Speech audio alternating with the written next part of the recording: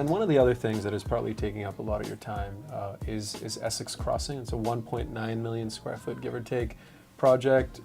God knows how many apartments, 1,800? No, it's just over 1,000. Okay. It was originally 1,000, but we have been able to increase it to about 1,080 apartments. And then there's 850,000 square feet of commercial space. There's 470,000 feet of retail and 350,000 feet of office, and there's a cultural component of about 25,000 feet. But developers don't often get the chance to play with that kind of land, right? So how did that come about? I mean, that is Hudson Yards and maybe one or two other projects that I can think of that give you an opportunity to just go all out, right?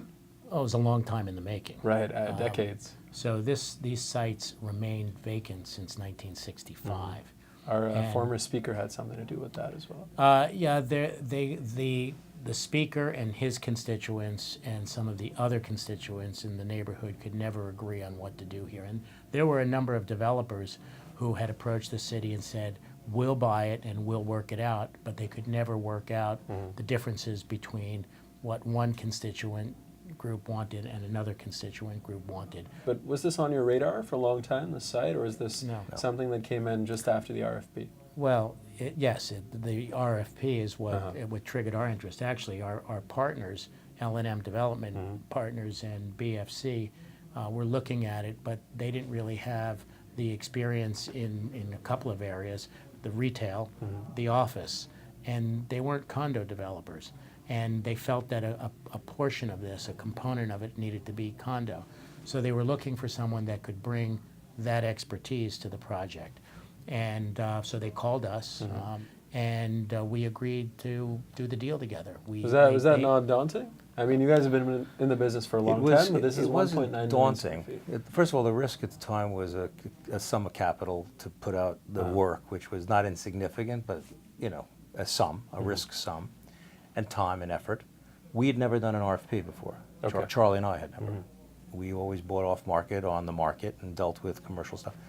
This was the first time we went to the city on an RFP, and we won. So now we were batting 1 for 1 till the next one was a state RFP we lost. So now we're 1 for 2, and we're looking at others. So we'll see how we do. But it was a process that we didn't really experience before. But we thought that we had spent a lot of time building credibility with the city. So we felt that we were very well liked by the establishment, and we spent a lot of time developing it.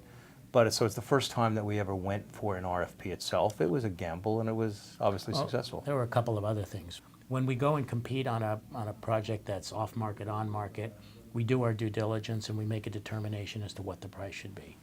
Here you have to do everything up front.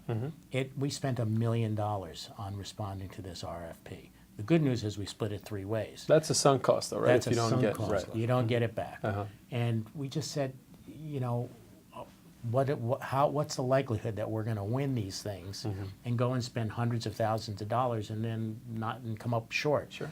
So we said, this is a great project. This is the biggest development south of 96th Street in New York City. Probably the biggest development in New York City. Well, that's not true. There's also Willets Point. But in Manhattan, south of 96th Street, other than Hudson Yards.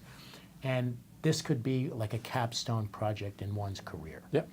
So it's a little early for that for you guys, but okay. Way too early. But at the time. Sure.